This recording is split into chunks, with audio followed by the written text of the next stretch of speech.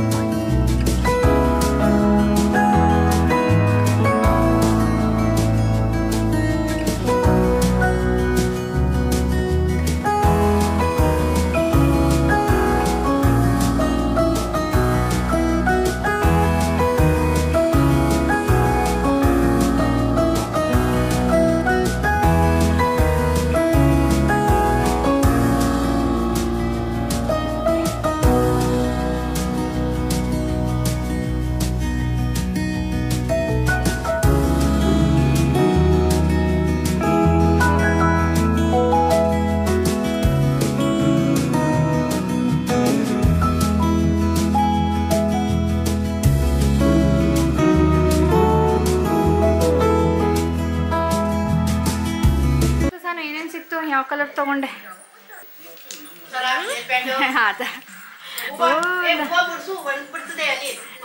ದಾನು ಯಾವ colour? Red colour. ಸಾನೋದು fix pink colour. ಅದು ಸರಿ ಅಮ್ಮ, ನೆನ್ನೆ ಹೇರ್ ಬ್ಯಾಂಡ್ ಅವಳೇ ಚೂಸ್ ಮಾಡಿದ್ಲಾ ಅಥವಾ ನೀನು ಚೂಸ್ ಮಾಡಿದ್ದ? ಈ ಹುಡುಗಿ ಅದಕ್ಕೆ ಹೋಗ್ತೀನಿ ಅಂತ ಕುಣಿತಾ ಇದ್ದಿದ್ದು. ನೋಡ್ರಪ್ಪ, one buy one get one free ಸಾನುಗೆ. ಧಾನು ರಾಣಿ ಬೇಗ ತಿನ್ನಿ ಮತ್ತೆ. ಆಯ್ತು, ಇವತ್ತು ಅಷ್ಟಮಿಯ ಪೂಜೆ. ಎವ್ರಿ ಇಯರು ಸಾನುಗೆ ಒಬ್ಬಳಿಗೆ ಮಾಡ್ತಾ ಇದ್ದೆ. ಇವತ್ತು ಸಾನು, ಧಾನು ಆ್ಯಂಡ್ ಅದರ್ 3.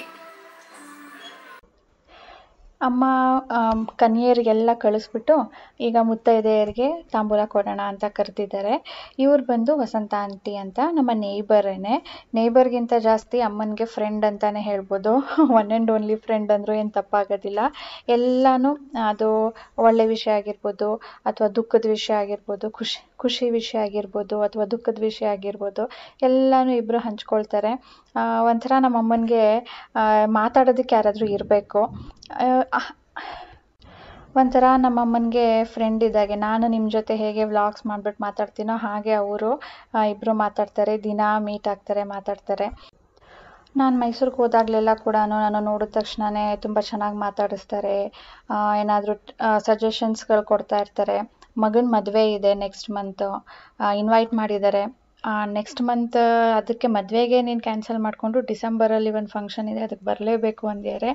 ಆದಷ್ಟು ಟ್ರೈ ಮಾಡಿ ಹೋಗೋಣ ಅಂತ ಅಂದ್ಕೊಂಡಿದ್ದೀನಿ.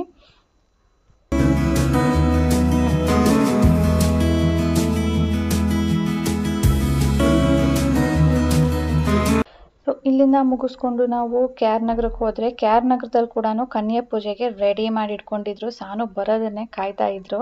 ಇಲ್ಲಿ ಏನು ಮಾಡ್ತಿದ್ದಾರೆ ಅಂದರೆ, ಎಲೆಯಲ್ಲಿ ಒಂದು ಸ್ವಲ್ಪ ಕಟ್ ಮಾಡಿಬಿಟ್ಟು ಅಲ್ಲಿ ಕುಂಕುಮನ ಹಚ್ಚುತ್ತಾ ಇದ್ದಾರೆ. ಅಂದರೆ ಮುತ್ತೈದೆಯರಿಗೆ ನಮ್ಮಲ್ಲಿ ಇದು ಪದ್ಧತಿ, ಕುಂಕುಮನ ಹಚ್ಚೋದು, ಅಡವ ಪಟ್ಟ ಅಂತ ಹೇಳ್ತಾರೆ. ಸೊ ಸಾನುಗೆ ಇದು ಫಸ್ಟ್ ಟೈಮು. ಅವಳಿಗೆ ಸ್ವಲ್ಪ ಇನ್ಕನ್ವೀನಿಯನ್ಸ್ ಫೀಲ್ ಆಗ್ತಾ ಇತ್ತು. ಬಟ್ ಎನಿವೇಸ್ ಮಾಡಿಸ್ಕೊಳ್ಬೇಕು. ನಮ್ಮಲ್ಲಿ ನವರಾತ್ರಿಯಲ್ಲಿ ತುಂಬ ಸ್ಪೆಷಲ್ ಅಂತ ಹೇಳಿದ್ನಲ್ವ, ಒಂದೊಂದು ದಿನ ಕೂಡ ಒಂದೊಂದು ಪದ್ಧತಿನ ಫಾಲೋ ಮಾಡೋದಿರುತ್ತೆ. ಸೊ ಇದು 8ನೇ ದಿನ ಮಾಡಬೇಕು. ಆದರೆ ಯಾರೂ ಕನ್ಯೆಯರು ಸಿಗಲಿಲ್ಲ ಅಂದ್ಬಿಟ್ಟು ಮಾಡಿರಲಿಲ್ಲ. ಸೊ ಸಾನು ಹೋದ ತಕ್ಷಣವೇ ಸಾನುಗೆ ಮಾಡಿದ್ರು.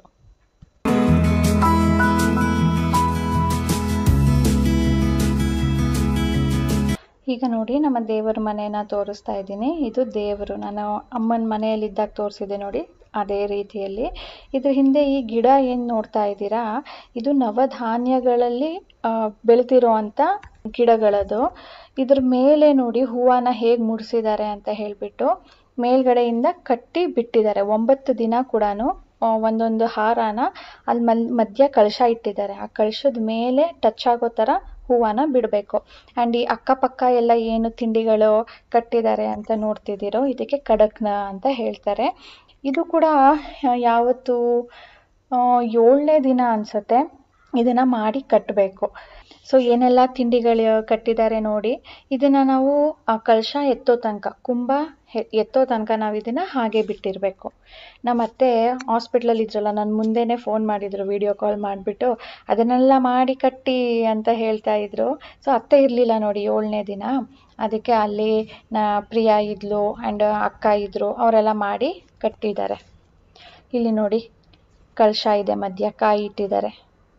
ಇದನ್ನು ನಾವು 9ನೇ ದಿನ ಪೂಜೆ ಮಾಡಿಬಿಟ್ಟು 10ನೇ ದಿನ ಇದನ್ನು ತೊಗೊಂಡೋಗ್ಬಿಟ್ಟು ಅಶ್ವತ್ಥ ಕಟ್ಟೆ ಹತ್ರ ಇಡಬೇಕು. ಆ್ಯಂಡ್ ಇಲ್ಲಿ ದೀಪ ಏನಿದೆ, ಇದು ಅಖಂಡ ದೀಪ. 9 ದಿನ ಕೂಡ ಆರದೇ ಇರೋ ರೀತಿಯಲ್ಲಿ ಉರಿಸ್ಬೇಕು, ನೋಡ್ಕೊಳ್ತಾ ಇರಬೇಕು. ದಿನಕ್ಕೆ 2 ಸಾರಿ ಇದನ್ನು ಚೆಕ್ ಮಾಡ್ತಾ ಇರಬೇಕು, ಎಣ್ಣೆ ಆ್ಯಂಡ್ ಸ್ವಲ್ಪ ಬತ್ತಿ ಉರಿದೋಗಿರುತ್ತಲ್ವ, ಆ ಥರ ಇದ್ರೂ ಕೂಡ ಉರಿಯೋದಿಲ್ಲ. ಅಂಥ ಟೈಮಲ್ಲೆಲ್ಲ ನೋಡ್ಕೊಳ್ತಾ ಇರಬೇಕು. ಇದು ಇಲ್ಲಿ ಆಯುಧಗಳನ್ನ ಇಟ್ಟು 9ನೇ ದಿನ ಆಯುಧ ಪೂಜೆ ಮಾಡಿರೋದು. ಇದು ನೋಡಿ ಉದ್ದ ಕತ್ತಿ. ಹೋದ ಸರಿ ಹೋದಾಗ ನಾವು ತೊಗೊಂಡು ಬಂದಿದ್ವಿ, ಈ ಸರಿ ಮಾಡೋದಕ್ಕೆ ಆಗಲಿಲ್ಲ. ಮತ್ತು ನವರಾತ್ರಿಯಲ್ಲಿ ಮನೆ ಬಿಟ್ಟು ಬರ್ತಾ ಇರಲಿಲ್ಲ, ಇದೇ ರೀಸನ್ಗೆ. ದೀಪ ನೋಡ್ಕೊಳ್ಬೇಕು, ಒಂದೊಂದು ದಿನ ಒಂದೊಂದು ಪದ್ಧತಿನ ಫಾಲೋ ಮಾಡಬೇಕು ಅಂತ ಹೇಳಿ. ಈ ಆಯುಧಗಳೆಲ್ಲ ಎಲ್ಲಿದು, ಇಷ್ಟೊಂದೆಲ್ಲ ಯಾತಕ್ಕೆ, ಯಾರ ಮನೆದು, ಯಾರು ಯೂಸ್ ಮಾಡ್ತಾರೆ ಅಥವಾ ನಾವೇನಾದರೂ ಮೆಕ್ಯಾನಿಕ್ ಶಾಪಿಗೆ ಹೋಗಿದ್ದೀವಾ ಅಂತ ನಿಮಗೆ ಡೌಟ್ ಬಂದರೆ, ಇದು ನಮ್ಮ ಮನೆಯಲ್ಲಿರುವಂಥ ಆಯುಧಗಳು. ಅದರಲ್ಲಿ ಒಂದು 10% ಅಂತ ಹೇಳ್ಬೋದು ಅಷ್ಟೇ. ಇಷ್ಟೊಂದೆಲ್ಲ ಎವ್ರಿ ಇಯರ್ ತೆಗೆದು ಕ್ಲೀನ್ ಮಾಡಿ ಕುಂಕುಮ ಹಚ್ಚಿ ಜೋಡಿಸಿರೋದು ನೋಡಿ. ಇದೆಲ್ಲ ಅಪ್ಪನೇ ಜೋಡಿಸಿರೋದು. ಎಷ್ಟು ನೀಟಾಗಿ ಜೋಡಿಸಿದ್ದಾರೆ ಅಂತ ಹೇಳಿಬಿಟ್ಟು. ಇದೆಲ್ಲ ನಮ್ಮಪ್ಪ ಯೂಸ್ ಮಾಡ್ತಾರೆ. ಅಪ್ಪ ಯೂಸ್ ಮಾಡದೇ ಇರೋ ಅಂಥದ್ದು ಅಥವಾ ರಿಪೇರ್ ಮಾಡದೇ ಇರೋ ಅಂಥದ್ದು ಥಿಂಗ್ಸ್ಗಳೇ ಇಲ್ಲ. ಎಲ್ಲನೂ ಟ್ರೈ ಮಾಡಿದ್ದಾರೆ. ಎಷ್ಟು ಜೋಡಿಸಿದ್ದಾರೆ ನೋಡಿಬಿಟ್ಟೆ ನನಗೆ ಇಷ್ಟೊಂದು ಅಂತ ಅನ್ನಿಸ್ತಾ ಇತ್ತು. ಇದು ಬಿಟ್ಟು ಇನ್ನೂ ಇದೆ, ಅದನ್ನೆಲ್ಲ ತೆಗ್ದಿರಲಿಲ್ಲ. ಇದೆಲ್ಲ ಕಾಮನ್ ಆಗಿ ಅವಾಗವಾಗ ಯೂಸ್ ಮಾಡುವಂಥದ್ದು.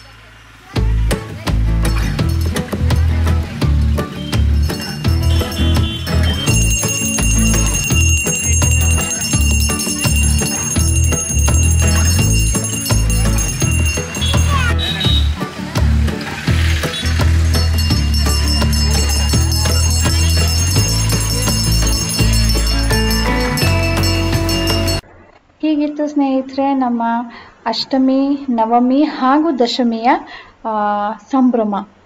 ನಾವು ಇಲ್ಲೇ ಹಬ್ಬ ಮಾಡ್ತೀವಿ ಅಂತ ಅಂದ್ಕೊಂಡಿರಲಿಲ್ಲ. ಜಸ್ಟ್ ಹೇಳಿದ್ನಲ್ಲ, ಒಂದು 2-3 ದಿನಕ್ಕೋಸ್ಕರ ಅಂತ ಬಂದಿದ್ದು. ಮನೆಗೆ ವಾಪಸ್ ಹೋಗಿ ಅಲ್ಲಿ ಆಯುಧ ಪೂಜೆ, ವಾಹನ ಪೂಜೆ ಮಾಡಬೇಕು ಅಂತ ಅಂದ್ಕೊಂಡಿದ್ವಿ. ಆಮೇಲೆ ಅತ್ತೆ ಅಂದರು, ಅಪರೂಪಕ್ಕೆ ಬಂದಿದ್ದೀರ ಕಣೋ, ಇದ್ಬಿಡ್ರಿ ಹಬ್ಬಕ್ಕೂ ಅಂದ್ಬಿಟ್ಟು. ಹಾಗಾಗಿ ಇಲ್ಲೇ ಇದ್ದು ಹಬ್ಬನ ಫುಲ್ ಫ್ಯಾಮಿಲಿ ಜೊತೆ ಖುಷಿಯಾಗಿ ಸಂಭ್ರಮದಿಂದ ಫುಲ್ ವಿಜೃಂಭಣೆಯಿಂದ ಆಚರಿಸಿದ್ವಿ. ಇದು 3 ದಿನ ಹಬ್ಬದ ನಾನು ವ್ಲಾಗನ್ನು ಶೇರ್ ಮಾಡಿದ್ದೀನಿ. ಅದು ನನ್ನ ಡೈಲಿ ರುಟೀನ್ ವ್ಲಾಗ್ಸು ಮೈಸೂರ್ದು ಮತ್ತೆ ಕಂಟಿನ್ಯೂ ಮಾಡ್ತೀನಿ. ಓಕೆ ಸ್ನೇಹಿತರೆ, ನೀವೇನೋ ಸಬ್ಸ್ಕ್ರೈಬ್ ಮಾಡದೆ ನೋಡ್ತಾ ಇದ್ದರೆ ಪ್ಲೀಸ್ ಸಬ್ಸ್ಕ್ರೈಬ್ ಮಾಡ್ಕೊಳ್ಳಿ, ಲೈಕ್ ಆ್ಯಂಡ್ ಶೇರ್ ಮಾಡಿ. ಸಿಗೋಣ ನನ್ನ ಮುಂದಿನ ಮೈಸೂರು ವ್ಲಾಗ್ನೊಂದಿಗೆ. ಬಾಯ್ ಬಾಯ್ ಸ್ನೇಹಿತರೆ.